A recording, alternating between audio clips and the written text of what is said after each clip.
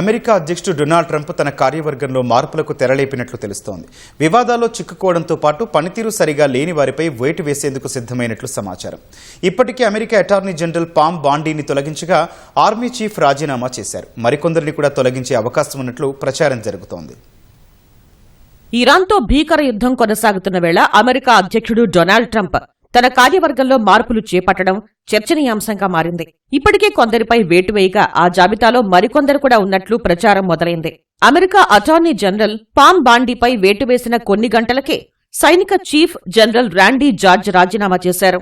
రక్షణ మంత్రి Pete Hegseth ఆదేశాల మేరకు ఆయన వైదొలిగినట్లు సమాచారం. దీంతో అమెరికా రక్షణ శాఖలోనూ భారీ మార్పులు జరిగే అవకాశం ఉన్నట్లు తెలుస్తోంది. గతేడాది హోంల్యాండ్ సెక్యూరిటీ చీఫ్ క్రిస్టీ నోయంపై ట్రంప్ వేటు వేశారు. ట్రంప్ తన యంత్రాంగాన్ని పునర్వ్యవస్థీకరించే కార్యక్రమంలో భాగంగా మరికొందరిపై వేటు వేసే అవకాశం ఉన్నట్లు ప్రచారం జరుగుతోంది.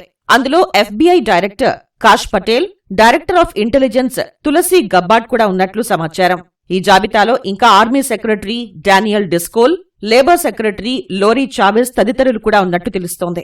అయితే కాష్ పటేల్ ను తొలగించే అవకాశాలు ఎక్కువగా ఉన్నాయని సంబంధిత వర్గాలు పేర్కొన్నాయి. FBI డైరెక్టర్ గా బాధ్యతలు చేపట్టిన దగ్గర నుంచి ఆయన పలుమార్లు వివాదాల్లో చిక్కుకున్నారు. వ్యక్తిగత అవసరాల కోసం FBI జెట్లను వాడినట్లు ఆరోపణలు ఉన్నాయి. తులసి గబ్బార్డ్ తీరుపై కూడా ట్రంప్ అసంతృప్తితో ఉన్నట్లు ప్రచారం జరుగుతోంది. ఇరాన్ యుద్ధం విషయమై ట్రంప్ ప్రకటనలకు భిన్నంగా ఆమె వ్యాఖ్యలు చేయటమే అందుకు ప్రధాన కారణమని తెలుస్తోంది. గతేడాది ఇరాన్ అణు కేంద్రాలపై దాడుల తర్వాత ఆ దేశం తిరిగి అణు కార్యక్రమాలు చేపట్టిన దాఖలాలు లేవని ఇటీవల గబ్బార్డ్ పేర్కొన్నారు. ఆమె వ్యాఖ్యలు ట్రంప్ ప్రకటనకు భిన్నంగా ఉన్నాయి.